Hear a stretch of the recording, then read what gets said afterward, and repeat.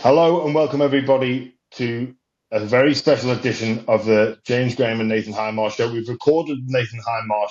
We've spoken about the potential deal for Dylan Brown. In that time, Michael Chammas has broke the story. This deal has been confirmed, the richest deal in NRL history. Chammas, it's been on the cards for some time. Can you talk to us about how the last 24 hours have unfolded? Yeah, Jimmy, unfortunately, probably for Dylan after that performance yesterday, he probably ran to Newcastle to get that contract signed before they pulled it. It's a massive deal. You can't begrudge him for signing a deal that's worth around $13 to $14 million over 10 years. And you know what? Good on him. And you can argue all you want about whether it's overs or not, but that's what Newcastle are willing to pay. And time will tell. Look, on the surface, I don't know about you, I think it's a huge risk the Newcastle Knights have taken, but they believe it's a risk that's needed to be taken because they've tried to sign so many players in the last 6 to 12 months. They haven't been able to land someone. Peter O'Sullivan, the new recruitment manager there, he needed a kill. And like most of these situations, when these big deals happen, people say, you know what, it's not going to be my problem in 10 years' time. It'll be someone else's problem if it doesn't work out. He needs a kill, and so do the Newcastle Knights. And this is a massive, massive signature for the club. And in 10 years' time, it may be something that we're sitting here thinking, why on earth did they do that? But if they deliver a premiership, if Kalen Ponga and Dylan Brown together can deliver Newcastle a premiership in the next 3, 4, 5 years, then the future is the future. It'll be worth it. Yeah, well, that's it. The only way this is worth it is if Newcastle go on to be a Premiership force with that spine involving him and Kalen Ponga. Obviously, a 10-year deal. I don't like the money involved. I don't like the length of the deal either. We've seen Dylan Brown negotiate clauses into other deals with Parramatta. Is that the case moving forward with the Newcastle Knights? Yeah, it's a good question. I haven't heard about the details of the deal. I imagine, given the history of the agent and given their history of getting clauses into the contract to provide players with options, I'd imagine there would be, but I don't know that for sure. If Newcastle were able to do a deal without any options, at least no player options, that would be favourable. If there's club options that they could get out at certain points or it reduces the value, then you'd imagine that's smart business because 10 years, Dylan Brown, as good as he is, he's going to be 35 years old, Jimmy. Like if you think about the players in our game, yeah, sure. Tell me what 35-year-old is earning $1.3 million right now, $1.4 million. It just doesn't happen. He's probably the highest paid player in the game. There's not many players earning that much money. Full stop. This catapults him right to the top of the highest earners in the competition. Probably only dwarfed by his new teammate or his teammate to be Kalen Ponga. I reckon Parramatta, as much as they are disappointed right now, I think there's a part of them that's probably happy, Jimmy. Not because they don't think Dylan Brown can help them win a premiership or help them rebuild under Jason Riles, but because they're paying him $1.1 million over the next 5 or 6 years if he took up the option. They've just upgraded Mitchell Moses' contract. He was on 1.2 to 1.3. That's gone to 1.3 to 1.4 just to try and get those options out of his deal. If you then have to get Dylan Brown on that, I think they've got to a point where they think, you know what, Mitchell Moses is our man. Maybe we don't have to spend all this money on the halves, $2.5, $2.6 million on our halves. We can use that money elsewhere. And as disappointed as they are, I think that probably is overs, 1.1 for Dylan Brown at Parramatta. He's got the potential to get there, but he's probably only worth, what, right now? You'd say 800,000, 900,000, Dylan Brown? So maybe Parramatta can reinvest their money elsewhere. I agree. It seems like Parramatta will be quietly almost celebrating this as a little fortuitous victory, not having him on the books, chewing up so much money, invest in other areas of the squad. I think from a Newcastle Knights point of view, I'd be interested to hear what their fans think of this deal because I mentioned on the show what we recorded earlier. If you're a Newcastle Knights fan and you find out that your club is signing a $1.3 million player and you don't know the identity of that player, you're thinking like cream of the crop. You're thinking, oh, geez, if we landed a Munster, a Pappenhausen perhaps, a Luai, whoever it may be, and you scratch off that name and you see Dylan Brown, I think you're imagining this is some sort of joke because he's not performed at that level where, the Luai who got 1.2 to go to the Tigers has. I'd be interested to see the reaction of the fans of Newcastle. Yeah, it's a great point. Luai had won 3 premierships by the time he signed that deal with the West Tigers. I think this is as much for Kalen as it was for Newcastle. I think there's the talk in rugby league, and I'm sure you've heard it, Jimmy, is that maybe Kalen Ponga is getting a little bit of cold feet about the Knights and where they're going, and he's reconsidering his future once he comes off contract. They needed to show Kalen Ponga that they're building to something, and losing the likes of, you think about it, they've lost Leo Thompson in the last 6 months. They couldn't sign Hazelton. They couldn't sign Pezzett. They've gone after a number of players, and it hasn't come off. And Kalen's probably sitting there thinking, well, what am I going to stay here for? So to land Dylan Brown, they'll say, okay, we've got Fletcher Sharp at 6, you've got Dylan Brown at 7, you be our 1, Kalen. The future is bright at this club. We want you to stay. So I think this signing is as much for Kalen Ponga as it is for the club in general. And time will tell whether it's good or not. You mentioned a couple of players there. The Joe the Peasant one. What did he not see in Newcastle? What is Leo Thompson seeing elsewhere? But for me, you said about him potentially playing 7. Is that where Newcastle sees his future as the halfback that's going to run the show? Well, from my understanding, he's been brought to the club to be their number 7, and they really have a high opinion of Fletcher Sharp. And at the moment, he's their number 6. And if Kalen Ponga is going to stay there, he's their fullback. So Dylan Brown is going to have to be their number 7. And look, with all due respect, yesterday wasn't a good example to highlight. They were gone before Parramatta even had the ball, right? So you can't talk about what Dylan Brown would have done to that football team. The result was beyond doubt. But we've seen in the past when Mitchell Moses hasn't been there, it's not like Dylan Brown's record at number 7 is exceptional. And it's when he's the main playmaker, he's delivered. And I don't want to be sounding disrespectful to Dylan, because I think he's a tremendous player, and there's nothing wrong with being $800,000, $900,000 5'8" in a good team. He's at the potential to be $1 million player. But on what we've seen, it's just not there. And Newcastle have taken a huge risk. It's no matter which way you look at it, this is a massive risk. And I don't think anybody's seen that potential yet. But like seen that where a performance on a regular, consistent basis that sort of warrants such a high figure. It seems a desperate move to please Kalen Ponga. And even when we talk about how the players and the club represent their community, the community of Newcastle, from my understanding and my limited time in that community, it isn't represented by 2 genuine superstars who have been brought to the club on like incredible amounts of money. They're not, obviously the Johns brothers came from the town and they were well paid, and you had other players like Badiris around them, but they were all juniors that came. They're not a club that I believe should be represented by players that have been bought from other teams on marquee money and exceptional pay, or seems to be paid overs on the surface. Jimmy, I've never played in a professional rugby league team, but if you're in that dressing room, right, and you're hearing the money on offer, you're hearing what's happening in the background around in terms of the length of deal, what does it do for the other players who are off contract, who start asking questions, why we've got no money to keep this player, why is Dylan Brown getting so much money? I just think it causes so many other issues down the track that probably Newcastle aren't too worried about the effects of right now, but it could cause a lot of problems for them in the future. Because tell me, outside of Daly Cherry Evans, when are these long-term deals ever worked out? And Daly's probably the exception, but Dylan Brown is 30, going to be 35. Like, this is not Lockie Galvin. We're signing a teenager who will be 29, maybe 30 when he comes off contract. Dylan's been around a little while now, and by the time he's 35, who knows? And the other risk, and I know they're not worried about it, the insurance in the game has changed over the years. They used to be insured for 80% of that money. If someone was to suffer an unfortunate injury that ended their career, the clubs were covered 80%. That's not the case anymore. This will have to be all paid by Newcastle, whether or not it's in the cap. Let's say, I don't want to speak in that context, but you have to make those calculated decisions and work out the risk assessment. And in this situation, the payout would be really hefty for the Newcastle Knights. Yeah, it's a huge risk that the Newcastle Knights are taking on in this signature.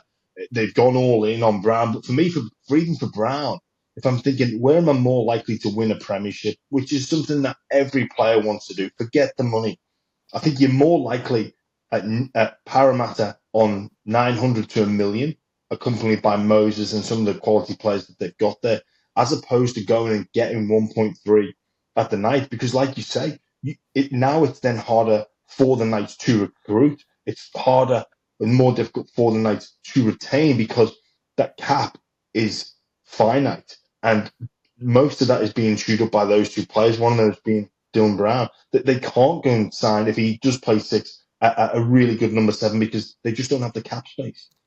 And the other thing is you have to remember there are a few players who had their nose out of joint last year with the way the club handled trying to move on a lot of players. You know, they let go of Saifidi. He's gone to the Dolphins, thinking that they keep Leo Thompson. He leaves. There are other players there who weren't happy with the way things were handled. So they've not only got to deal with that, if they don't win games of football, who knows the potential outcome for Adam O'Brien and the Newcastle Knights in terms of player harmony in that football club. Yeah, it's going to be an interesting dressing room. Michael, just before we let you go, do we know about any ratchet clauses involved in this deal? And obviously, in 10 years' time, who knows what the salary cap could be? Has that been factored into Dylan Brown's deal with the Newcastle Knights?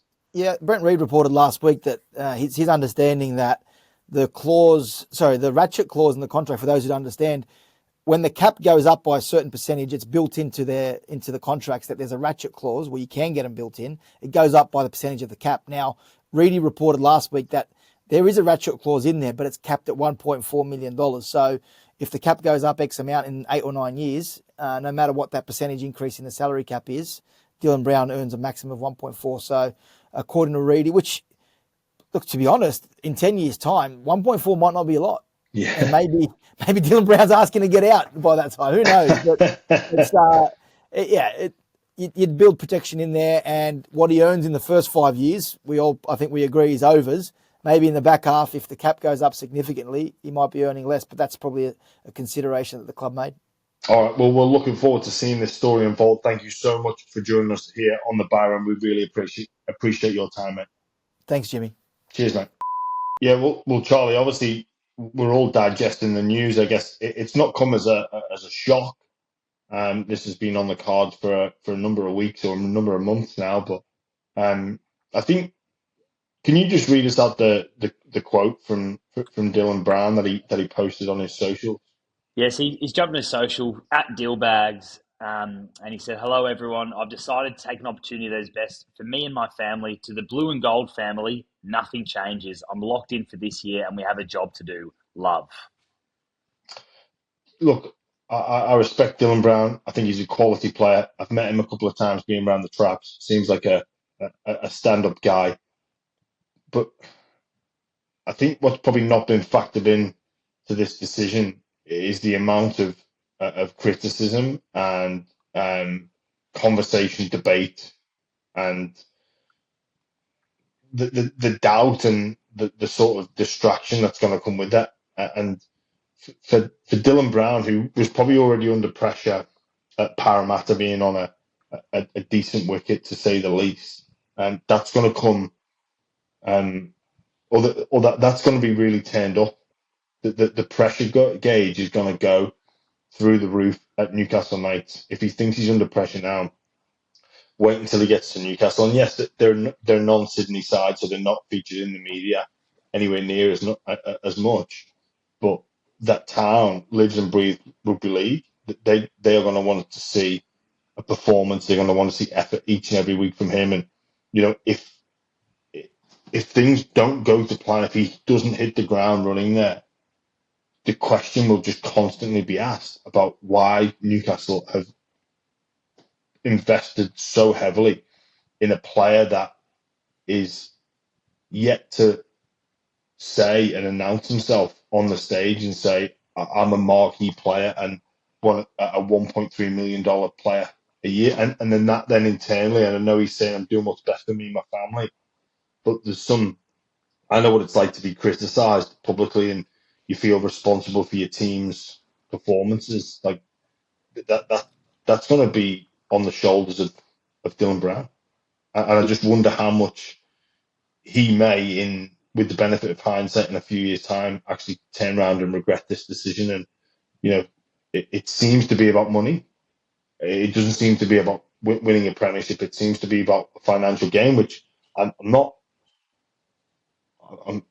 saying it's the wrong thing to do, but I think there's more to it or more to life than just the paycheck at the end of the day. There is, but that's modern sport now, isn't it? Like that, it is. Like Dylan Brown's wants to get as much money as possible in his short career as a footballer, and I don't think you can hammer him at all for making that decision. I think it's a responsible decision he's made for his career, and it would be irresponsible for him to turn down a 10-year, $13 million deal. Jimmy, he's now equal highest paid player in the game.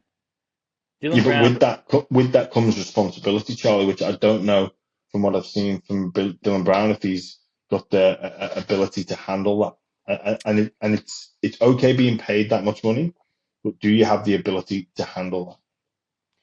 But time will tell on that. I think the other thing with Newcastle as well, Jimmy, is did they need a player like Dylan Brown? If from what we watched on the weekend, obviously Ponga provides that electricity in attack, and he's an incredible footballer who can create so much in attack. But then Fletcher Sharp on the weekend playing at 5'8", I thought he looked really good as a running 5'8".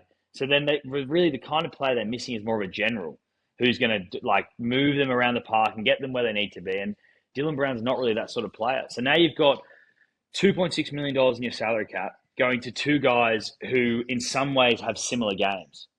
Yeah, and that is an issue for O'Brien to figure out. I think when I look back at some of the players that Newcastle have missed out on, one of them is Pezzett from Melbourne Storm. Now I don't know the ins and outs of that offer, but for me personally, I would have liked to have seen them go a little bit harder and take that risk on him and possibly play him overs at around maybe the $750,000-800,000 a year mark for an unproven, which would have raised eyebrows. But I think that would have been a smarter investment as opposed to paying overs for Dylan Brown, which maybe he's not reached his ceiling yet. Maybe he's not fulfilled his potential. But I think this is just my personal opinion. I would have gone rather have seen them go overs for Pezzett than overs for Brown. Yeah. And this isn't, I don't think Adam O'Brien's probably the one who's made the decision as well, because, I mean, I don't even know if Adam O'Brien, they wouldn't be trusting him to give out a 10-year deal when he's only got a couple of years left in his No. contract. So this is Peter O'Sullivan, Peter Parra. These guys have made this decision. And I don't know, from first take, it's like this is potentially kind of deal that can screw up your cap for the next 10 years and puts you in Yeah. a position where you are going to be a very, very mediocre team for the next 10 years. Just first take looking at it. Like Chammas said, the salary cap could go up. And hey, 1.4 million in 10 years' time might be what $700,000 is now. The way the game's going, who knows? But I don't know, Jimmy. I reckon this could put them in a really, really tough position. Well, it's a tough position now to sign any other player on a decent amount of money. They've got to promote from within and hope those players can produce the goods, which we've seen shoots of that with guys like Dylan Lucas. Obviously, they went and got Kai Pearce-Paul from England. Tyson Frizzell is there, but probably doesn't have too many years left. We're seeing Leo Thompson move on in a couple of at the end of this season. I'm just intrigued about what Knights fans feel about this for the makeup of their team, for the connection to. Like I said that to Michael Chammas there. It's like you think about who represents my club, like who represents Newcastle when they've been successful in the past. It's about local juniors representing them, not about marquee players. And I think it's okay to bring a Kalen Ponga and bring one in who probably at the time was a risk and re-signed, but Kalen Ponga can change the game. He did that for the Knights on the weekend. He'll win Newcastle more games than probably he gets credit for, and he's a quality player, a proven match winner, a proven player at state of origin level. But with Brown, it's the jury is still out, and Ponga signed that deal based off his performances for Newcastle. And I think Newcastle were in a position where they couldn't afford to let him go. This is just with the amount of money, the length of the deal, it just doesn't add up. And I think you're right, Charlie. I think if they win a Premiership in the next 10 years, it's a win. But if they don't, and they don't even get close, I can't see the mess being easily cleaned up. No, because their salary cap's already very top heavy. Like that was the whole Yeah, issue. Oh, we've given Ponga this massive, massive deal, so we can't get a highly paid halfback or a high build our spine out properly. We're relying on cheaper guys in certain positions. It's one of the reasons why they couldn't give Leo Thompson $1 million a year to stay as their best front rower, and they've lost him. And now they've got Dylan Brown and Callum Ponga. I mean, it could work in attack. It could be what they need in terms of Dylan Brown will add something and they'll score more points maybe and things will be better over the next couple of years. But I don't want to be too pessimistic, but I think this is a terrible, terrible deal for Newcastle.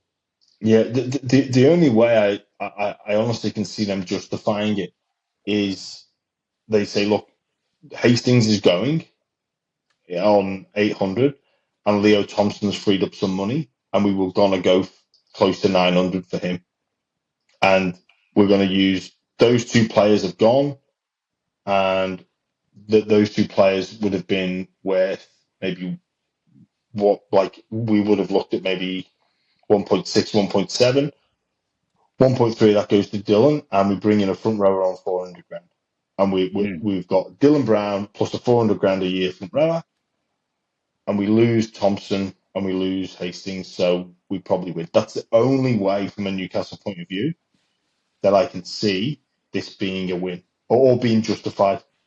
Is with two players out, Hastings and Thompson, in comes Brown, and in comes whoever it may be on 400 grand.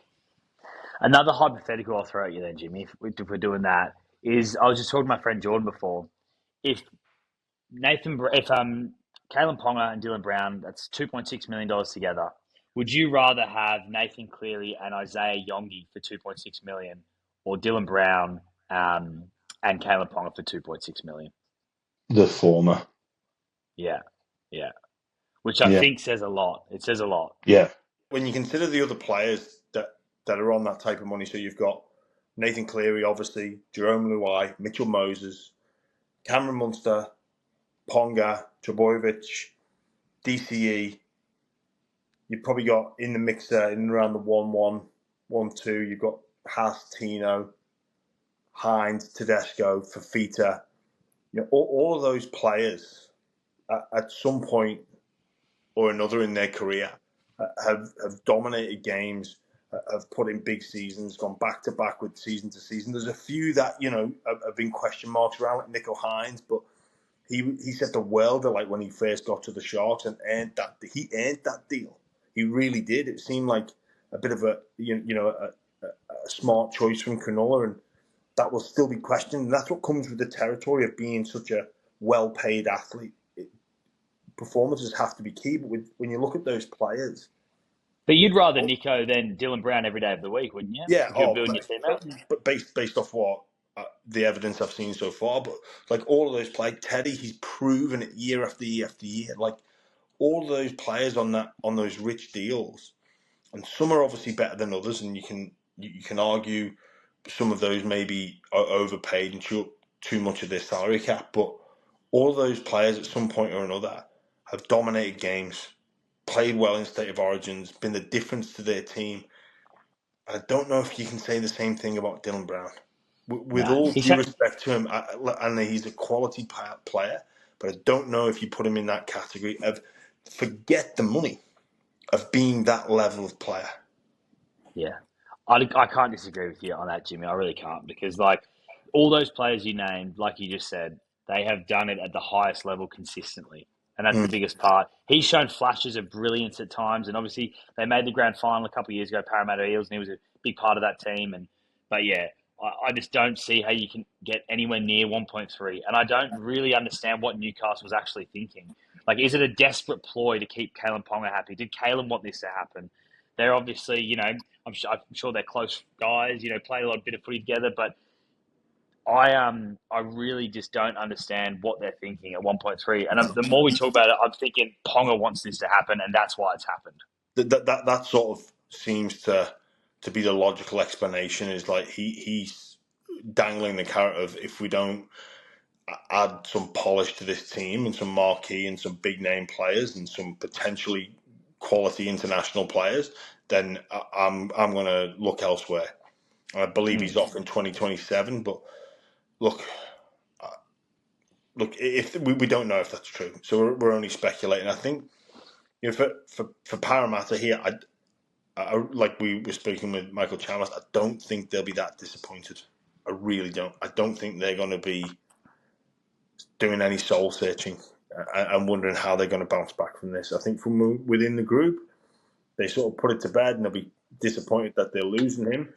But it gives them some money to play with. It takes away these crazy player options, which I think from memory would have been active again in 2 seasons' time. So I think Parramatta fans, they're probably disappointed that he's leaving, but I don't think they're going to lose too much sleep tonight, and they'll be. I think even at head office, in the head coach's office, I don't think they're scratching their heads thinking how we're going to bounce back from this. No, I guess the only thing that they would be hoping is maybe this happened 12 months earlier and they were able to keep hold of Ethan Sanders because he was meant to be a really good young Yeah, half coming through the grades, and he's gone to Canberra, and I'm sure they wish they were able to keep hold of him. But it is tough for Parramatta. As much as they won't mind losing him, it is still tough. Dylan Brown was a big part of their future. They gave him a long-term deal, and this season has started very poorly. It was a poor performance against Parramatta, and they got absolutely against the Storm, and they got absolutely pumped. So this is another average start to the season. Riles, you've just come in as a coach. These are not the things you want to be having to deal with. So I'm sure part of him is unhappy about the stress this is causing, but I'm sure Parramatta will work it all out. yeah. Well, I'll be interested to hear from Parramatta fans. So both Para fans, Newcastle fans, let us know what your thoughts are, because we're keen to hear from you. And obviously, sport is emotional. Newcastle fans, tell us about if Dylan Brown will represent you and your club and your values. And Para fans, is it see you later, sayonara, we'll move on? Or is there some feelings there of you've been played? Talk was that the reason Dylan didn't jump at this opportunity initially was to see if Parramatta would play ball and come back to the table. They said no. I've got to applaud the club for doing that. And I think for Parramatta now moving forward, they've negotiated those clauses out of Mitchell Moses' deal. I can't envisage them ever entertaining that again, because this has been, it's not shone a particularly good light on the Parramatta administration for allowing both their 6 and 7 to be having these powerful clauses in the players' favour. So I think if Parramatta are serious about being a strong club with a strong administration, they will, no matter who, say no to any deal that has that clause in again. Yeah, absolutely. It's funny how much stuff can change in a day. At the start of the day, we did a show together, and off there we were talking about how we thought the offer from the Knights was made up by his management. That's what Wade Graham was speculating. And then now look at it. 12 hours later, he signed a 10-year, $13 million deal. Good on you, Dylan Brown. You're set for life. Yeah, Bravo. that's it. It is. It's you don't knock him that he can get it. His management asked, and Newcastle said yes. I know, and this is an important thing to note, that Dylan Brown will be the guy that gets the pressure. He will be the guy that gets the questions.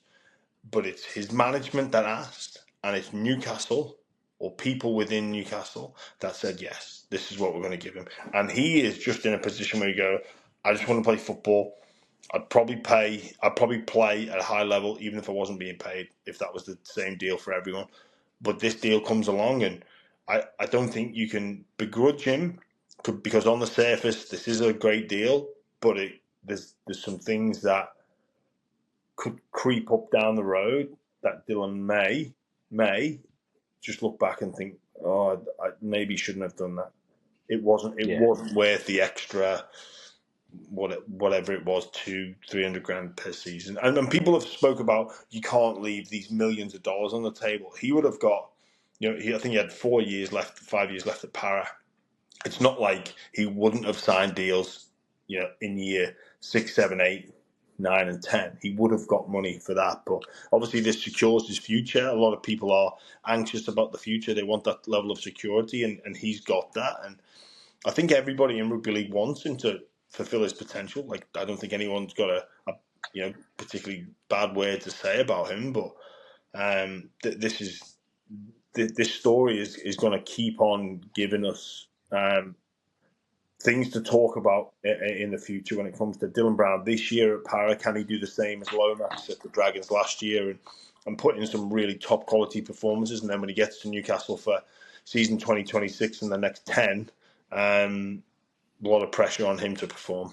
100%, Jimmy. He's going to be under a lot of pressure. Newcastle will be under a lot of pressure. But a man who's under no pressure is Nathan Hindmarsh. The two of you did a show earlier today. Obviously, this was done before the Dylan Brown news broke. This is why we've done this thing before. But it's a great show nonetheless, isn't it? And it's good chat as well. A lot of nonsense, but a lot of detailed football analysis from the weekend too. Hello and welcome everybody to the show with still no name, the buy round, James Graham, Nathan Hindmarsh. Just on the naming of the show, great feedback from our listeners. So they've come up with the flop and the prop, the forward pass, Grindmarsh, No. hindsight, No. Jam and Hindy. I mean, Well, someone's thought really hard about that one, I think. Yeah, Like really hard. The flop and the prop. the flop and the prop, that's getting a lot of traction, a lot But of I didn't likes. play prop, so No. they're talking. Yeah. Yeah, they're talking about me flopping. Obviously, yeah. I did go to OpenAI to. I don't like AI. Told you that. No, well, they've come up with some great ones. Football and philosophy, because we do talk a little bit about life. I sense a bit of Descartes in you. Yeah. Yeah, you know, with the shakes and I think therefore I am. Cogito ergo sum. There's a bit of philosophy and life. I've got the shakes a little bit more since I've got back from Vegas as well. I don't know what that's from, but I'm starting to wake up in the morning doing this until I get a cold beverage in my hand in the afternoon. Is that the shakes you're talking about? I'm still. No, talking about those different shakes that you talked about last week. Any more than 3, and your dad gave you some sound advice. That's right. I'm still. I haven't had a beverage since Las Vegas, which is. I think I'm. Are you all right? I don't know. I think you could be ill. Do you know what the worst thing is? I actually don't feel like one. You are ill. Like, You need which to is get- you need to very get looked at. strange. Very strange. But then again, if It's very un-English of you. it is very un-English, if a pint of Modelo came my way with a fresh lime and some chicken wings, I reckon I'd just slot straight back Are in. you a fruit in your beer person? For the Mexican beers, the lime squeeze, yes. I am. See, I tend to drink a bit of Corona, right? But I always go no fruit things. I think the lemon or the lime that you add to that can accelerate a hangover a little. I don't know. I wake up in the morning from a big session. If I've gone the fruity, add on, I'll wake up like someone's shit in my mouth and turned all my notes to coins. Yeah. You know those fairies that turn up? Yeah, I don't know if it's the fruit. See, I like to start the morning with some salt, hydration salt, and a squeeze of lime. But that's good for digestion, is it not? And weight loss? I don't know. I'm just doing it because somebody told me to do it. So It the makes old me feel saying better is, about myself. if someone told you to jump off a cliff, would you do it? Well, no, but there's sound advice. And see, there's method. I can see the theory in starting the day with hydration salt and a squeeze of citrus fruit. You know what the original lime was for in those Mexican beers? Now, who says this? I don't believe it. To keep the flies off. No, because I watched Mega Factories and it was on Corona. Right. And apparently it was the American surfers came over to Mexico and started putting fruit in their beers, in the Coronas. So this is what I saw. And then the owner of Corona, or one of the bosses at Corona said, listen, let's make our mouth hole. Would that be right? Your beer, your mouth. I don't think it's the top of the beer. The top of the bottle. Yeah, the top of the bottle. Not the mouth hole. The top of the bottle. Let's make the top of the bottle. Just do it. It's fun. This sounds like you know the diagram in science that used to label. What's this? Mouth hole. Mouth hole. Like, no. Yeah. No, where was I? So they said, let's make it bigger so we can stick more fruit in the top of it. And the owner of Corona said, no, bugger that. Let's make it smaller. Our beer's good enough by itself. So I think it was the American surfers that came over. Those bloody Americans. Bloody Yanks. Bloody old Yanks. septics. Always trying to. It's not good enough. No. Always trying to make things better. Yeah. But they don't. No. But Except for big trucks. big trucks, they do well. Can you imagine being the owner of Corona, and then a virus hits And then with the same name. yeah, but Like it's who's the idiot that goes, I'm not drinking that anymore because it's got the same name? yeah. Like, get your head read. I Surely. I know. Like there's no correlation between the virus and the beer. And the name of the beer. no. No. No, But someone would believe that. But back to the Like the earth is flat. this is No, no, let's it's not. go No, that- no, let's no, not we're go not there. going down there. Obviously, just back to the beer and I don't mind it. I do enjoy rather a little squeeze of lime in certain types of lager beer. Okay. But I've yet to enjoy one since returning from Las Vegas, which sort of indicates there may be something wrong with me. Yeah, as I said, you need to get Yeah. you need to get tested. So back to the naming. We've got those from the show. I think, can we do like a poll, Charlie? Is that okay? To get our So we're viewers narrowing listening? it down again. Well, we're going to go flop and the prop because I think you like that. Hindsight, football and philosophy, tackling existence, Go on. the buy round and beyond with Hindy and Jimmy. The buy round and beyond because It's, we we're, go not, we're beyond not just the foot- touching. We're not just Yeah. touching on rugby league. We're going into other aspects of our lives. Yes. That don't revolve around rugby league. Like, do you have fruit in your beer? Correct. Do you like a squeeze? But that's a topic for everyone. Yeah. I do enjoy the craft beer scene too. Not so keen on the fruity beers. You've lost me. Really? I will walk. I will walk. Really? I will walk. Craft beer, my God. I think we've seen enough of craft beer, people. So you're mainstream, old school. I'm a main. I like to believe I'm a mainstreamer. Lots of people would say I'm probably not, but I do enjoy a good schooner of lager yeah. that's not mixed with okay. some sort of soap or whatever it tastes like. To be fair, some craft beers when they do like the seasonal special, I think bollocks. Like or pumpkin spiced Halloween. yeah, It's but like just- it's for but- Halloween. but- There's a reason that pumpkin spiced anything only comes out at Halloween because it's bloody rubbish. You don't want to drink your beer with pumpkin spice in it. You don't want your coffee with pumpkin spice in it. It's reserved for Halloween because it's like, oh, we're trendy. People are pretending, like they're just doing it because, Just we're going to beer. get in the festive spirit of Halloween. You don't like pumpkin spiced coffee. You don't like pumpkin spiced beer. I know everyone's different and everyone has their own taste, but no, I'm a bit. I grew up on men's beer. Can I say no? We'll erase. I can't say that. I grew up on beer, like beer, like the old You sound- Chewy's 2.2. So we used to unload it before primary school. Remember one day it was one of the best days of my life actually.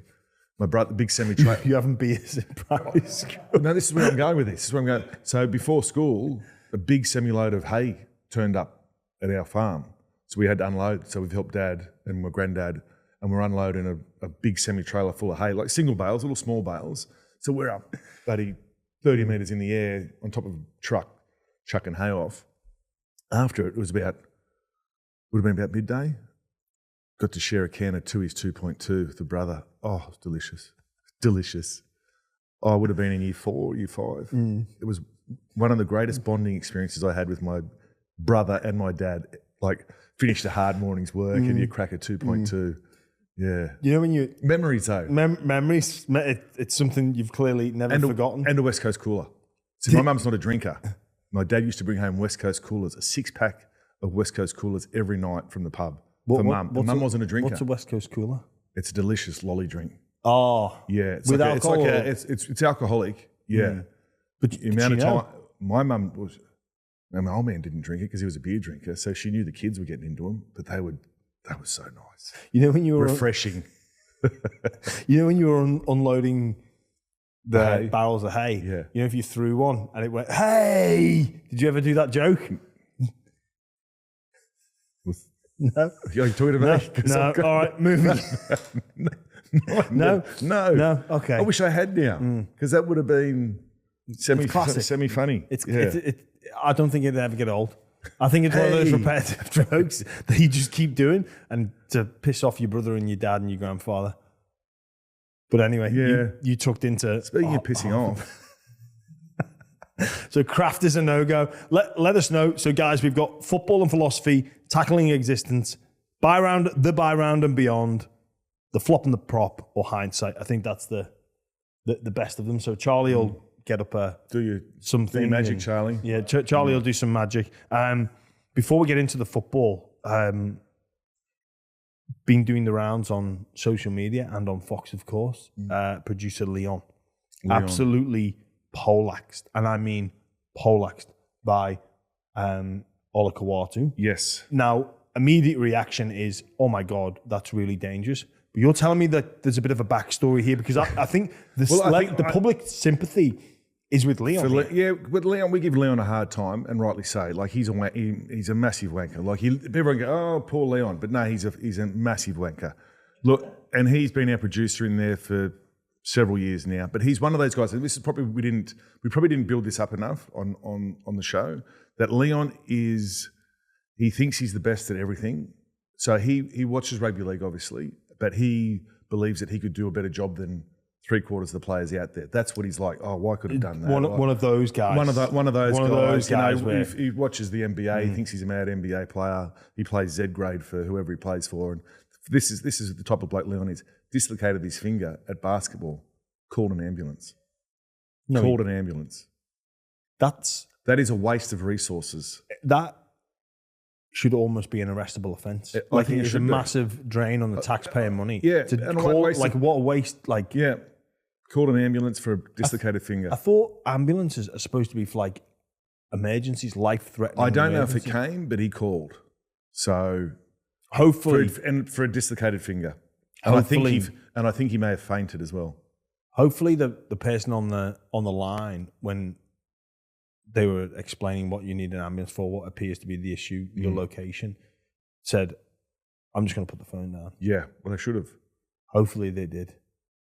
But anyway, we got him. You know what, though? If you're on that call, and I know sometimes emergency services get those calls, you'd be thinking, maybe this is one of those, there's something bad happening, because no one would call and say, my fingers. You know, they we'd like to think no one's called to say my finger's dislocated, come and get me. Yeah. But Leon did. That's the type of bloke Leon is. And he's loving every moment of the attention too. He is. I was going to say, there's half it's sympathy, half of it's like, yeah, you're good on you. You're good on you, Leon. Yeah, but no, he deserved everything he got, and we're hoping to do it again. So. Oh, really? Yeah. Who's going to be the next tackler? Well, we're not sure as yet, but we think we may give Leon the right of reply and put the shoe on the other foot. Oh, attempt to tackle? Yeah. I don't think that's anywhere near as dangerous, because you could just sort of... We might just chuck him in with a heap of sharks in a shark cage. Or do the shark bait. Because that's where it all started with Leon. That's why we give him a hard time. We were diving off South Australia somewhere with the great whites, and his job was he was on the boat to get a shot of the great whites breaching. Right, they come out. Yeah. That was his job. He missed it. That's all he had to do, and he kept missing it. And that's where it kind of started with the "fuck me dead, Leon," that sort of stuff. Yeah, way back then. And then he's just turned into this massive knob that is loving the fact that like he's texting us all the time. 1 million views, 1.5 million views. 2 million. Yep. And then he keeps posting things, and then he'll tag Fletch and I in, and we just get on the text message. Expletives, Go away. So he's very happy with how it's going. He's very happy with how it's going. Yeah. Fair play. Into the football, starting with Parramatta. Look, Melbourne Storm, we know they've got that in them. Yep. But for me, when you compare to some of the other disappointments, obviously the Cowboys, the Roosters, for me, Parramatta from the get-go were never in the contest. That is what it looked like watching as well. I'm sure a lot of people at home are thinking the same thing. They looked like they were a beaten side before they even got there. And I know there was a lot of talk going around with the fact no Mitch Moses, which is obviously a big out. But in fairness, I don't think they would have gotten too much closer with Mitch Moses in there. I know he adds a lot of confidence to the side. His kicking game's great, and he's their main man. But they just looked like a defeated side before they got there. Even their actions in defence, there just seemed to be a massive lack of communication, the desire to get involved, the desire to get into an arm wrestle. I know it's only round one, but I think there will be improvements. But it looks like it's going to be a pretty tough year. Well, when Jason Miles came in, One of the issues at Parramatta was going to be defence. Look, we know they signed some strike with Lomax and the Fox. They bring in Jack Williams as well. But for me, defensively, they were just not working together as a unit. And when you think but that comes down to chat. But also, you got to win the ruck against Melbourne Storm. If you don't win the ruck, they're going to tear you apart. Well, this was the problem. They lost the ruck. All Melbourne needed to do, look, for all the strike that they have, it was a very simplistic game plan. A couple of carries into the right-hand side, shift to the left, and then they were coming up Parramatta's right-hand side in ones and twos. And then when they came back to the middle, there was no dual contact. There was no effort area in the ruck there to try and control it. It all became so quick. And then... Because I think the panic from the speed that the Storm have, that's what was I think that they were worried about getting burnt on the outside. Yeah. And which they did a couple of times, but then they also got burnt back on the inside with inside passes as well. Mate, there was just no line speed from that right edge. And for me, alarm bells were the Josh King try, the second try in the 11th minute. Yeah. Munster goes. But was there anyone out the back of that? I don't think there was. No. And then and they fell for the ball out the back, which was non-existent. No one there. Yeah. But you've really got to be shored up defensively there. That was a bad sign. And then the Nick Meaney try, where they've shifted the ball to the left-hand side, Parramatta. It's been a bounce pass. Yeah. Parramatta players in the vicinity. Yeah. And then they've just looked and said, like, well, do you want to pick it up? Who's going to pick? And then Nick Meaney takes it and scores. They did look lethargic as well. And I get that because they were down there. It was like, I think Craig Bellamy said it was the hottest round one game he's ever been involved in down there. So I think it was 34 degrees at kickoff or 35 degrees during kickoff. So, but when you don't have the ball and you're doing a lot of defence, it's going to take the juice out of you. But still, the amount of times they scored, you get plenty of times to rest as well. So, exactly. You get time. It wasn't to like reset. an arm wrestle with when you're just defending set after set after set without any breathers. So, look, I'm trying to get my head around where I'm going to see improvement in the Eels. They're missing a few. The Madison was out. There's no Lane.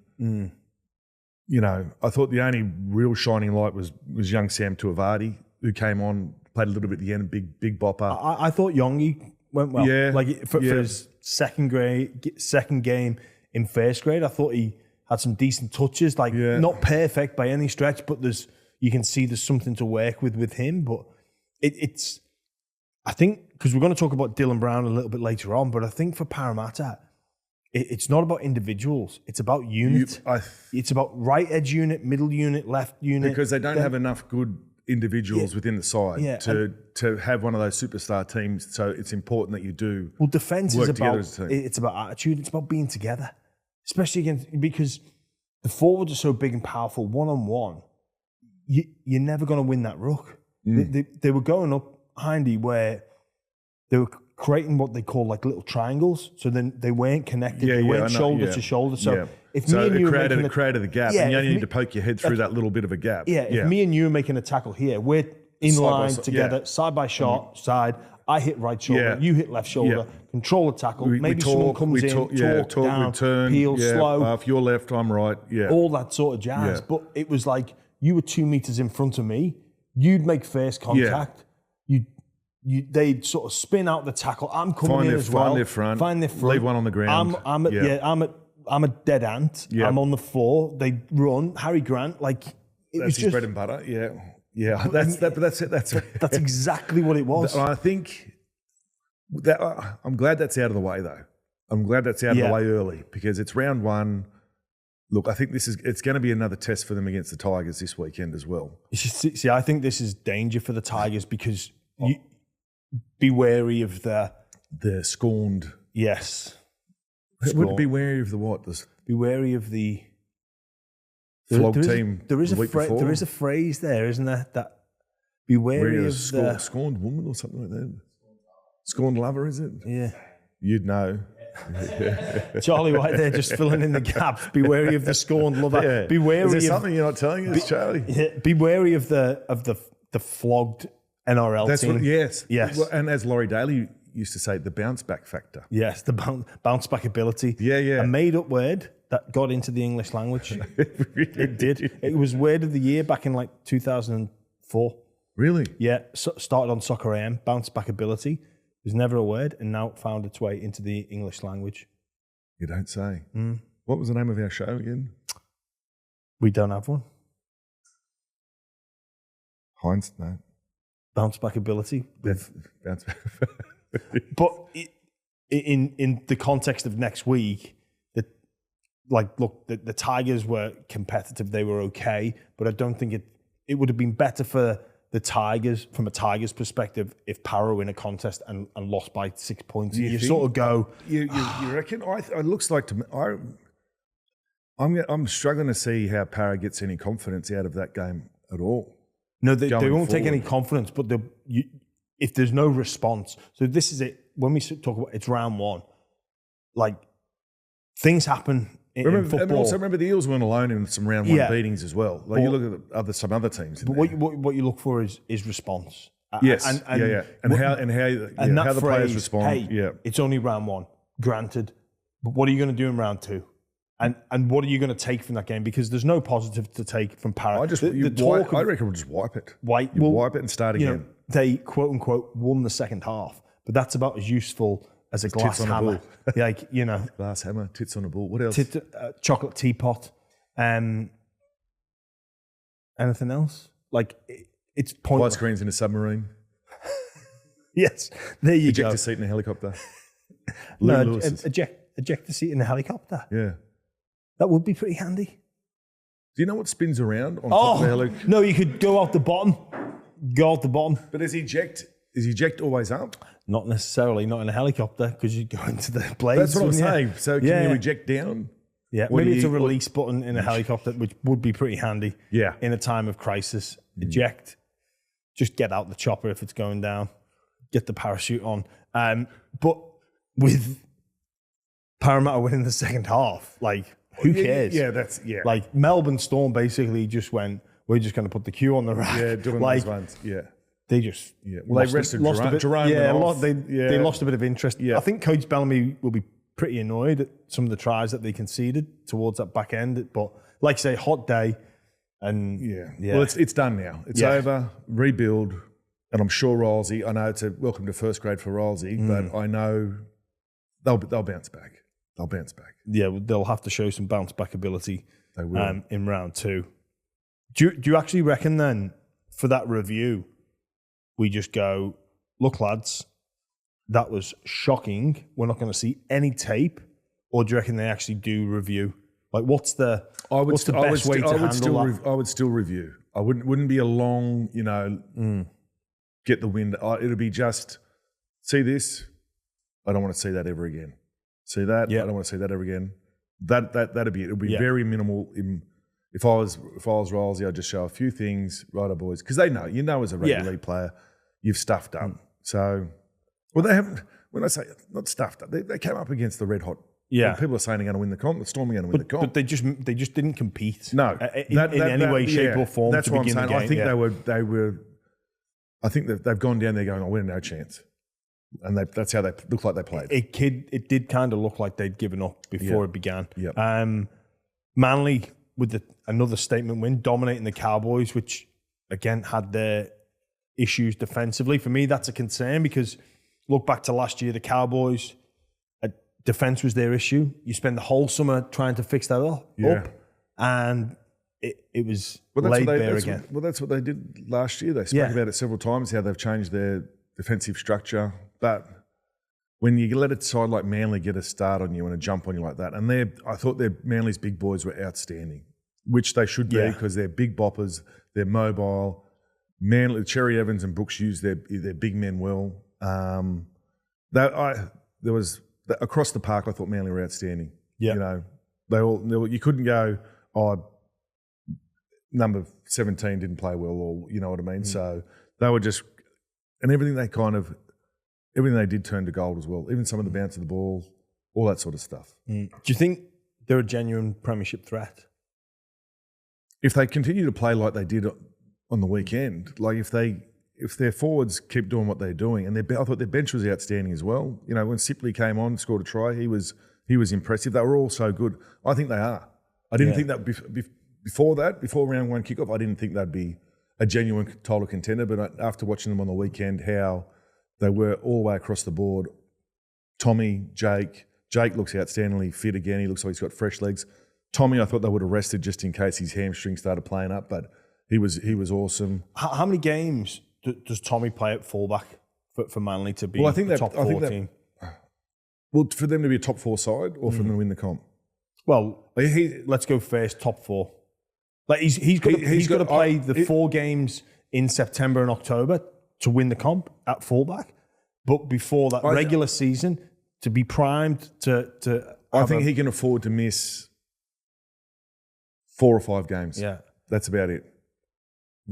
Because he's got Origin. He'll miss Origin, and they'll freshen him up over that period when he makes the side. I wonder if they'll move him to the centres at times just for a rest. Just because he's shown on the weekend that he's their number 1 fullback. Then there's the talk about moving him here and there. But I thought just for a couple of games, just to unload him a little bit in terms of what he has to. I think depending where they're sitting on the ladder. Yeah. So if they're cruising and they've won, 8 of their first 10 or whatever it is, that's when I think they can sit back and go, you know what, let's whack him in the. But why whack him in the centre? Why don't you just rest him? Yeah, true. Because he's their fullback though. Because if you rest him, the opposition immediately smell an insult. Do you know what I mean? But if the team's got the confidence, that shouldn't matter. Well, it shouldn't, but that's been Manly's issue. And I think that Manly would like that because Manly, we're always speaking about if Turbo plays well, Manly wins. Or if Turbo doesn't play, they don't win. Yeah. So I think that if I was involved in that team, I'd be going, you know what, boys, this is our chance to show everyone out there that we're not a one-trick pony. Well, I don't think they are anymore. No. I think they've come out of their shell a little bit, and obviously with Lehigh Hopewarte and what he can do. Yeah. But for me, Manly do look a genuine threat. Their depth is a big plus when you think from that team on the weekend. No Croker, no Brown, no Josh Aloiai, no not Willie Talau, Tommy Talau. Like obviously some of those won't be playing week in, week out, but when their depth gets tested, like there's some quality players to come back in. Manly's biggest issue is going to be themselves. That they were their own biggest enemy last year with losses when they got out to Leeds. They'd gone. The Raiders chased them down. The Raiders chased them down. The Tigers chased them down, and Parra chased them down. Yeah. Like 3 teams that they had the game won, and then they just lacked concentration, which is strange with a guy like Cherry Evans. But I can only imagine that's what the Manly Seagulls are talking about. But off the form on Saturday, they're primed for top 4. Yeah, they look very good. Very impressive. Very impressive. Performance. Yeah. Cowboys, some big issues there. And I think there's a possibility of them being a bit of the story of 2025 if they don't come together, come to the party. They look like they went down there and they're waiting to get into the game. Like, sometimes you start off a bit underdone, as in, all right, let's work into this game, boys. And Manly's come out and gone, we're going to start here from the kickoff. Yeah. That can happen a bit in round 1. Some teams just go into it and just think we're just going to dance. We're just going to dance for a bit. We're just going to go back and forth, back and forth. The opposition's got a different they go, mindset. Rubber hits the road, take off. Yeah. We're in 100 miles an hour. And it can catch them off guard a little bit. But, Coach Payton in the press conference was, filthy on some of the efforts. But he did ask him the question that he didn't need an answer to straight away, which they'll address during the week. They will. I don't know. I would love to know what that question was. Do you like fruit in your beer? What do you think the name of James Graham and Nathan Hindmarsh should be, guys? That could have been the question. Hey, guys, here's one for you. Hey, lads, just boys, let's put this game aside. Just off topic for a sec, guys. What do you think the bye round should be called with Hindy and Jimmy Graham? Just don't tell me now. Don't tell me now. Sit on it for a while. By captain's run. Everybody, if if you can write it down on a piece of paper, and I'll send that to the boys. That would be very helpful. But there was, look, who's the young half there? Duffy. Yeah, Poor bugger. Like, Do you think that's the right call when you've got did you when you don't have to pick him in round one? When you've got Clifford there playing in veggies, that's the scary. That's like the poor bugger. He's copped to hiding, and it wasn't through lack of trying. Like even experience like Drinkwater were throwing ridiculous passes that weren't finding the mark. The blame can't be at the young debutant's shoes or feet. But do you look back with the benefit of hindsight and go, maybe we should have just held him back a little bit? Hindsight's a wonderful thing. It is. Friday night, or Thursday night rather, all eyes on the Broncos to see the impact of Madge Maguire. It was a to and fro opening 20 minutes, this new look Roosters team as well. And then the Broncos just too strong. Is it the Broncos were that good, the Roosters were that bad, or a bit of a combination? I think of both? a little bit from column A, a little bit from column B. Yeah. I thought the Broncos were outstanding. Haas, Carrigan, Payne Haas is an absolute machine. Absolute machine. That was an awesome performance from front rower. Yeah, him, Carrigan, Hetherington, but even the two halves. Wilson off the bench. Yeah. Mate, that's a scary proposition for the Broncos to have to deal, like as a middle forward, and you were in the mixer there as well. You don't get no rest. Oh my God. And you think, just some plodder's going to come on. And then it's Willison, you're like, fucking hell. That was like with the Broncos unlimited interchange playing back then. Yeah. And they had Wendell Saylor and Lottie Dakiri on the wings. And they had forwards Brad Thorne, Gordon Tallis, Shane Webke, and just walking up and down the sideline. We're on tag. Tag me in. Broncos clinical. Yeah. And obviously some faces to come into that team as well. The Roosters question. Missing key players, the Chooks. Obviously, different side. Walker and Smith are not due back till June, July. Around 14 or something like that. So, look, obviously a lot is made about their retention recruitment. I don't think they could help Manu because I think he had desire to play union. Yeah. Surely he blindsided them. I think from their management, according to sources. Kiri and Jared, I think. Well, they're ready to go. You can't help that. No. But then Tupanua and May. They're the big ones everyone's talking about this week because they had absolute blinders for their new clubs, which we knew May would, and we knew. Well, I'm a massive fan of Tupanua. Yeah. Played a little bit in the middle. We're used to seeing him, but he can hit a hole. Yeah, on the edge. he was great for the Dogs. Yeah. He was really good. But what I noticed, their new fresh faces in the middle, they weren't up to it. They were not up to it at all. Some young players, very inexperienced. There was young breaks bench. made, and they were looking down at the ground, like running back on side of the ground, but the player was around them. Yeah, and then they've gone, oh shit, the ball's here. Yeah, that's to not be alert, to not be watching the game and be looking at the ground. That's a big issue. Well, Robbo said that there was effort there, and I think he's right at the beginning, but it was just too much for them to handle. Yeah. That arm wrestle back and forth, obviously Toya with his Toya with the break, past to Dominic Young. Oh, hello, could be on here, but then the Broncos machine just clicked into gear. Dom Young. Did you see him try and trip him? He got away with that, didn't he? He got away with that. He was close enough to grab him. Yeah, no. Why stick your leg out when you just go like this? Yeah. Just wrap your arms. Have we got concerns about the Roosters for this year? A little bit, yeah.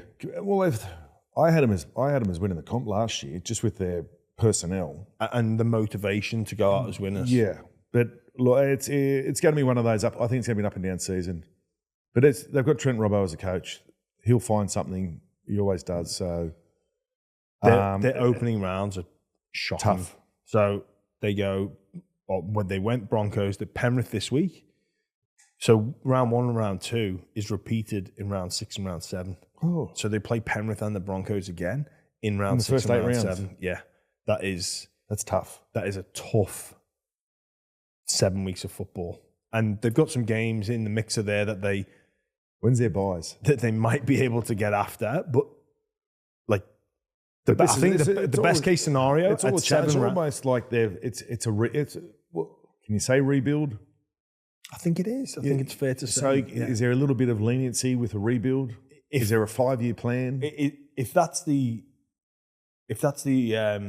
observation from outside, I'd love to know what the plan is on the inside, and maybe that's privy to your Politis, your Robinson, your Orbison, who's general manager of football. Maybe that's their plan, and they're keeping that internal around, what their expectation for this year is, and they'll have something up their sleeve. The Chooks, they'll have some reserves there ready to look for someone big, I think, to come and help. Well, Robson's done for next year. Reece Robson. Yep.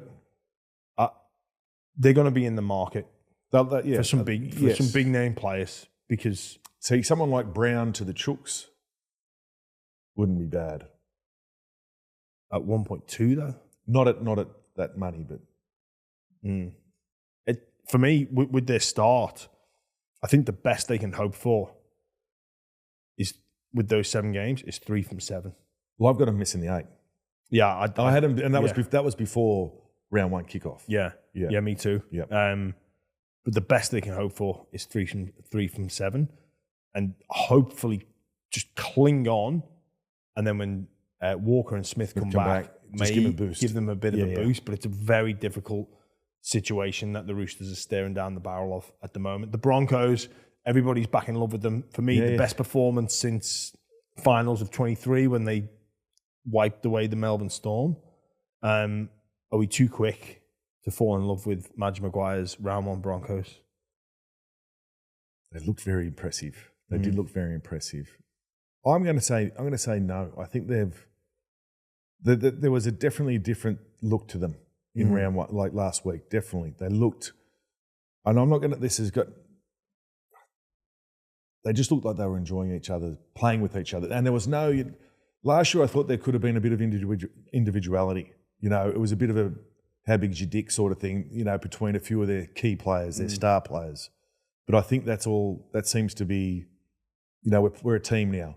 We're not a team of individuals. We're a team of footy players working towards the common goal of winning a comp. And I think a little bit of that Penrith Grand Final has kind of sunk in and say, boys, we don't get too many of these opportunities to play in these big games. It's time to pull your finger out and switch on. You're right, Handy. It looked like, first off, they've wiped their mental demons of that 23 Grand Final.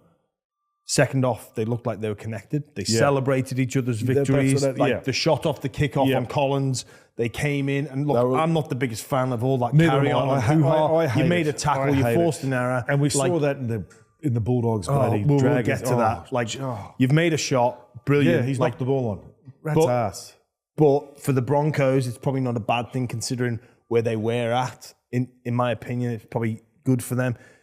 For me, the challenge for Madge, right, is keeping a lid on it. And the fanfare that's going to come with the Broncos. The Broncos had a charter flight out of Sydney.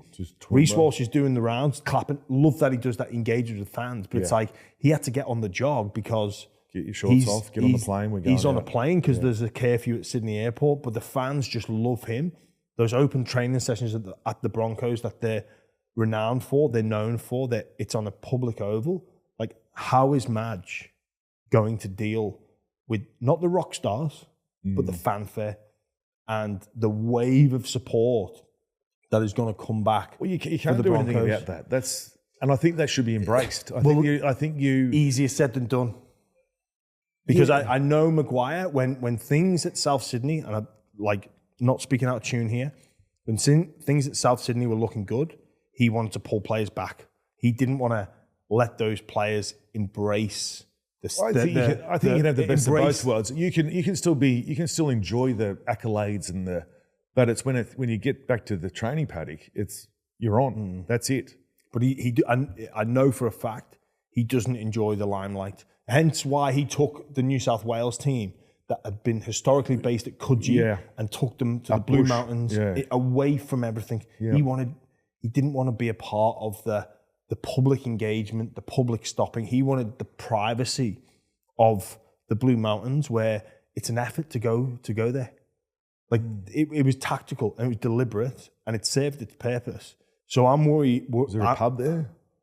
There's got to be. You're never too far away from a pub. You have to be. I've been to Blue That was Mountains. a good thing about Coogee. Yeah. Just sneak down to the pub. Blue Mountains, a few wine bars. I mean, they'll surely settle a beer. Seen a couple of cheese boards as well. Oh, a caricature board, as I called it, to Charlie. I can't read properly sometimes.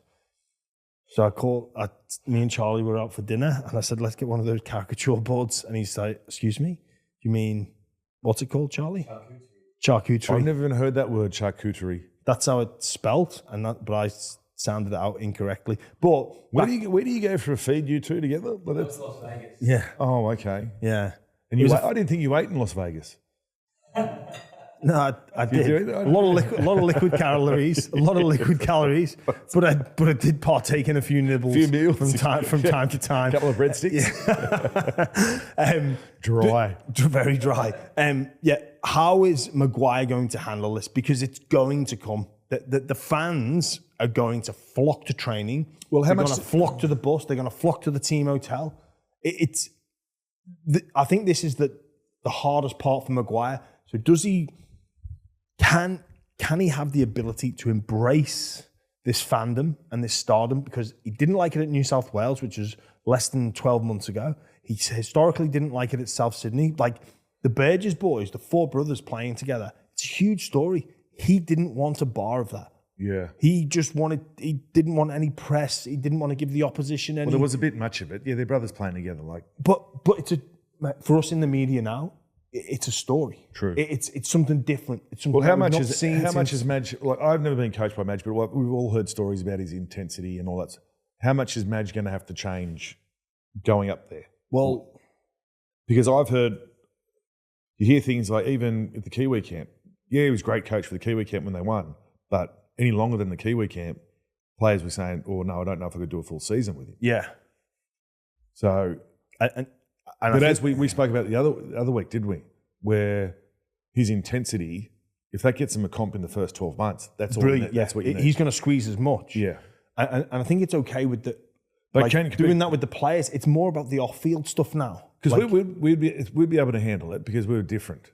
You know, the coach tells you what to do. He's the coach. But you've seen before where as soon as the players get off the coach a little bit, that's the end of them. I'm just thinking more what it does to Maguire himself when he can't control that or he can't shut that down, and how he reacts to. Well, he's going to have to learn that's part of it. He's going to unfortunately. Yeah. You've gone up to the Broncos. They have open training sessions. They're in a public field. They are superstars, but you can't stop that. You can't say to the players, look, you can't enjoy your great game when people are pissing in your pocket. Have that, and then when you get to training, you're on. I think that's Madge's biggest challenge, but that's a great problem to have because the product on the field was first class. It really was. Yeah. The Dogs against the Dragons, I was at that game. Great atmosphere. A little bit annoyed at Stephen Crichton getting charged for ridiculous. Absolute ridiculous. What do you do there? And he didn't lead with the knees. Like his knees barely came in contact, but he didn't go in their knees first. No. Well, he didn't cause the injury. He didn't cause the contact. There was no injury. There was nothing. Well, there was no injury. So it was a knock first on. off, Tuipolotu gets up and celebrates. If I get hit in the head by someone's knee, even if I've scored, I'm going after them, saying, "What did you just do?" Like, if they're proper knees, if they were proper knees, yeah. And also, it was actually caused. I think Wilson sort of ankle tapped him. He's dove, and Crichton's just there. He can't disappear. Can't get out of that. Like he cannot disappear. No, I'm with you. That was silly. But I love the fact that he went out, tried to go after him after. After it was like, what are you doing? Like you're back at halfway. Gutho, hold me back. It's like hold me back, Gutho, and Gutho's like, okay, mate, pull your head in. What are you doing? Yeah. And some of those make it rain celebrations when his team's, I think it was 28-6. Yeah. He scores and he's saying make it rain. It's like, how about let's get this kick on the jog. Yeah. No celebration. Run back. You run back quick. We're running out of time here. Like, let's get back on the horse. We're in with a chance. That was the best. That was because I wasn't you weren't a try celebrator. No, I didn't really. In Super League I did a few, but like what? High five? No, like there was player for Portsmouth who I used to like called Sully Montari, and I blew love hearts to the Leeds fans once. They didn't like that. Oh, no. Dirty bastard. Yeah. Get that into you. Would you do that? Would you do that? Oh, yeah. Just to the Leeds fans because they piss me off.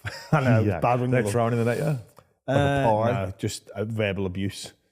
That's what they threw at me. That's par for the course. But people will say, "Oh, you got your Bulldogs hat on there, like with the knees to Ola'kau'atu." But you know what? There was 2 incidences in that game.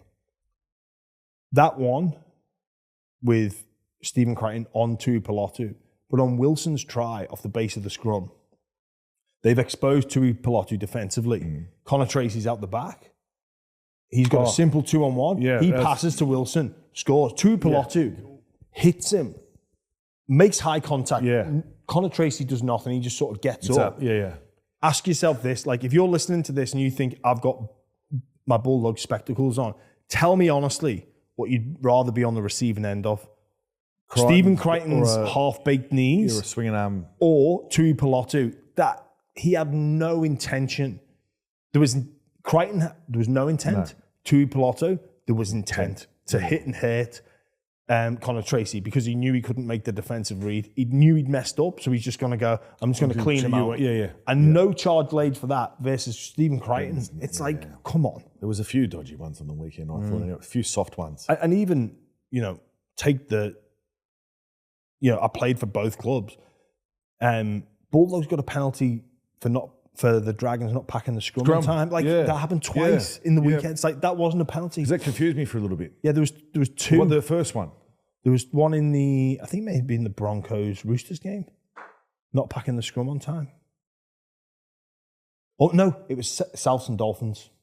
Yeah. Yeah, Souths and Dolphins. Because there was a play the ball in that one as well, wasn't there? Was there a play the ball in that one? Yeah, there was. Yeah. There was one over the weekend where a player actually was injured, stood up, played the ball, and then fell with cramp. And the referee said, incorrect play the ball, you didn't regain your balance. So good cramp, please. I'm sick of seeing cramp. Yeah. I want to see if someone goes down with cramp, lie there, pick up the ball, move it over a metre. Yeah. Well, I think they were. They were playing on. Stephen Crichton was down with cramp. They just played on. Cramp. Jacob Preston did it. Just moved the play. Here's one for you. Is it called he's got cramp? Would you say he's got cramp? I would probably use that sentence, yeah. Yeah. I've got some friends. I said he's got cramp. We were watching something and I said he's got cramp. And they said, he's got cramp? Is that how you would say it? I said, he's got cramp. It's not he's got the cramp or he's got... I said he's got cramp. Yeah. That makes sense, does it not? I think so. And what were they saying? No. Oh, see. Oh, he's cramping. Really? Shut up, Charlie. He's got cramp. He's cramping. He's got cramp. You're cramping your style here. That is so he's for got sure. Cramp doesn't... It's not a thing. It's not England. It's not proper England. He's got cramp. He's cramping. Oh, look at him, poor lad. Look at him, he's got cramp. Yeah, he's suffering from cramp. I don't know. But the Dragons game, it was a little bit scrappy. I didn't mind it. I did not mind it at all. I thought the Dragons didn't start too bad, to be honest with you. Yeah. I thought their left edge, I think Luciano Leilua was good early on, really good. But the Dogs have just got just a little bit more to offer. Yeah. Tupanua, Harry Hayes, Kate Mann off the bench. Yeah. That was the difference, really. Tupanua especially. I don't think the Dragons middle could handle it. There was a couple, Tupanua 2 tries. Yeah. Like he was enormous off the bench. Yep. He played centre last year for the Roosters. I think those days are numbered. I think the fact that he came on in the middle, stayed in the middle when Crichton went off, Preston went to the edge. I think that's a great move to have him play that middle forward role. 2 sides that I think the Dogs will be thereabouts this year. Dragons, I think there'll be an improvement in the Dragons. I do. Yeah. I think Flano will get them going a little bit better than what they were last year. They can't get Clemmer in quick enough, especially with one of the he didn't play reserve grade last week. Yeah, one of the Couchman brothers, Ryan with his ACL. That was nasty. Yeah. Like it just out of nothing. No, it doesn't matter. I thought I saw him go down in a tackle prior to it and quickly grab it. And then there was, I think a couple of sets went on and that's when he went off after that. Yeah, well, Bronson Cherry just did that number on him and he just, hopefully it's, our thoughts are with him. It's with the best of times. But the Dogs, I think there's plenty of improvement. They sort of fell asleep a little bit towards the back end, gave the Dragons a chance. Thankfully, Holmes missed that conversion from a Dogs point of view. I think had that gone over with, 4 minutes left, maybe a bit more desperate. But also, too, the Dragons didn't just shut up shop. Yeah, fair play. Little made a big difference. Yeah. What do you think about Gutho? So, speaking to some Dragons fans, that sort of the defence on try line with some of those one-on-one opportunities. But he's coming in. Remember, there was that early one. Was it the early one? He's coming across at a million miles an hour from the other side, and he's chasing and he's trying to make tackles that other blokes should have made. So he's come across a million miles, gets stepped. I think the one with Tracy, where Kickout's gone through and popped it up to him, he'd be pissed off at himself for that. Yeah. But the Dragons fans' gripe is, well, if that's Sloan, like we're into him saying he can't defend. Because that's always been Flano's bug about Sloan. Yeah. Sloan. But I thought he's safe under the high ball. But, he'll commit. Yeah. Gutho will commit. But I think also, too, Gutho's there as a better team manager. Yeah, an organizer. A leader and an organizer. Yeah. But that's his bread and butter, that he'd be looking at himself, he'd be reviewing that clip and going, well, I think that was a few of the things, hence the reason he's at the Dragons. Yeah, that's fair. Yeah, that's fair. The Tigers up against the Knights, not exactly game of the century. But one everyone was waiting to see. Everyone wanted to see the new look Tigers. Yeah. And I thought they didn't disappoint. Yeah, they lost the game probably. They probably should have won that game. You think they stopped playing after half time? 8-0 up. That's what it's and they shit themselves because they're not used to being in this situation. But also, I think Jerome probably didn't play the second half as well as he did the first half. Yeah, definitely. He was in control in that first half, and that's what it looked like. Second half, I thought he went a little bit quiet. I thought they looked two nervous teams. Two teams that didn't want to lose. Yeah. They were playing not to lose. And you can see that the amount of sets the Knights had early on in that game on the Tigers' try line and couldn't really come up with anything. They were everywhere. They didn't know if they were playing long and over the back. He ran when he should have passed. He passed when he should have tried two hands. Yeah. Boom. He's a quality player, and he looks so dangerous, but he mixed it. He got his options wrong. Yes. The ones he should have. Yeah. The ones he tried to flick should have held. The one But Tigers, look, they only conceded 10 points. Yeah. But they still lost the game. Didn't score a point. And didn't score a point in the second half. And just really... But the signs are there. But they missed a lot of tackles, which... But they scrapped, and the Dogs missed a lot of tackles. Which you want to see. You want to see him scrap. I thought, you've got May, who was outstanding. Twal at lock, who I thought Twally was good. May played the first 40 on his ear. He did that easy.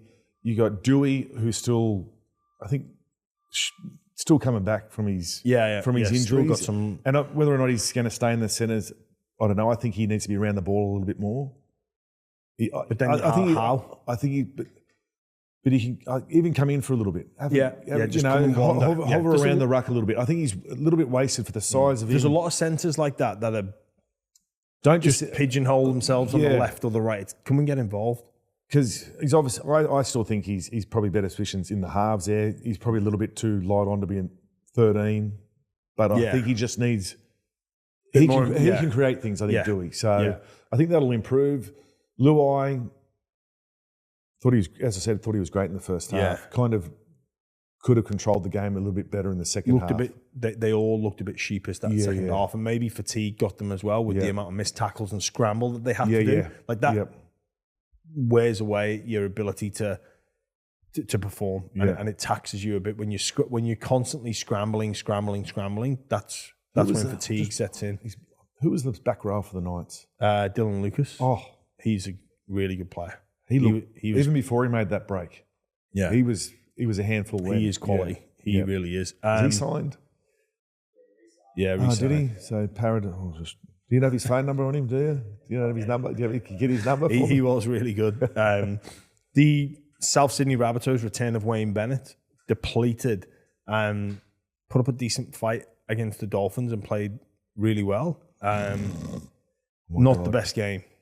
Oh, You didn't enjoy it? I honestly, I struggled watching that game. And I know it was at Combank and there was a little bit of... Oh, you've got his number? No. Oh, again. Yeah, poor bugger. Yeah, so Tyler Monroe He was came off looking at good too. halftime. Yeah. 2 tries. You know what? He competed when others didn't.